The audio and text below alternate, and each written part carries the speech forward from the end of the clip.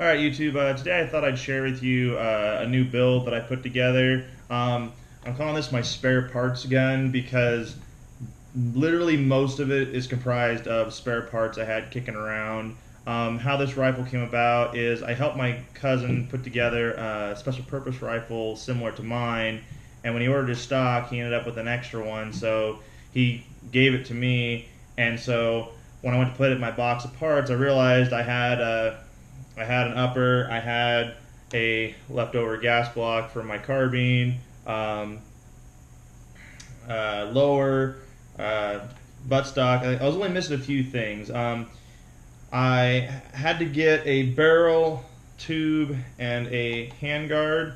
I had a barrel nut. Let's see what else was there. I had to get a lower parts kit and upper parts kit, but all in all, I only spent about $200 in getting spare parts that I didn't already have. I already had the scope, which is in an earlier video. I did finally pick up a QD mount for it, and then I had the Magpul M-Bus Pro sight laying around as well because I replaced it with a Troy on another rifle.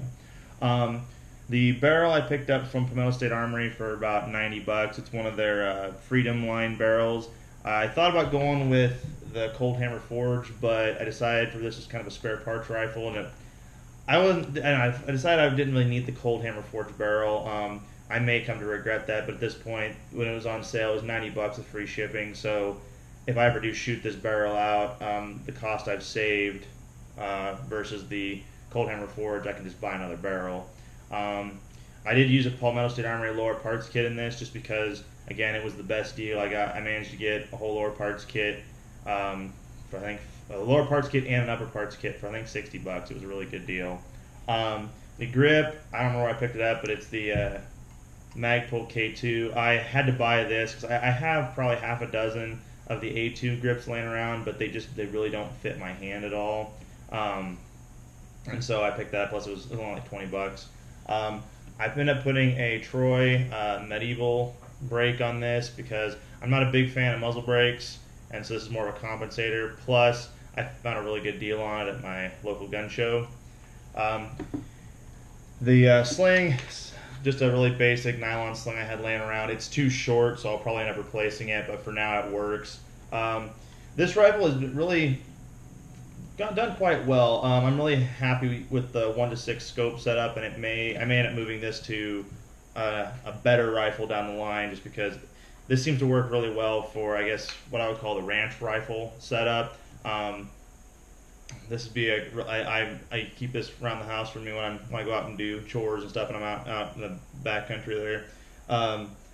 Because it's really handy. I did go with a 20-inch with a rifle length gas system just because I didn't have a 20-inch barrel yet, and the more I play around with this, the happier I am with the 20-inch barrel, the rifle length gas system, because this is a very smooth shooter, and it just really helps you got a little bit of extra accuracy. I know everybody's all about short barreled rifles and AR pistols and such like that, but really I'm enjoying the 20-inch gun, and it's really not that much more unwieldy. I guess if I did have to go on a long hike, this might not be my first choice just because it is kind of heavy. But that being said, it's not that bad. I still need to get a light set up for this. I do have a piece of Picatinny rail that'll mount to the handguard here, and I plan on just doing an offset mount with a Daniel Defense offset with a Surefire like I do on a lot of my other rifles. If you have any questions about how I set this up or the parts I use, I guess the upper is an APOC Armory. I got this a long time ago and they had a really good deal, and so the bolt carrier group is also APOC Armory.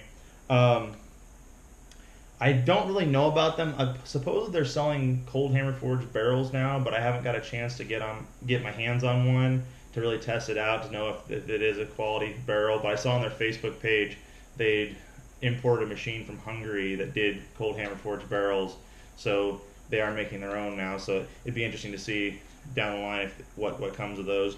I haven't had any problems with this as far as feeding. My dad was shooting it with one of his PMags, and he did have a few problems running steel case through it, but I think it was just the magazine, because we had problems earlier in the day with that same magazine, and I popped a PMag in here and shot just fine, and I threw a USGI mag in and it also worked just fine. So I'm not sure if that's something I'll need to iron out in the rifle later, or if it was magazine related, where I haven't had any other issues with it.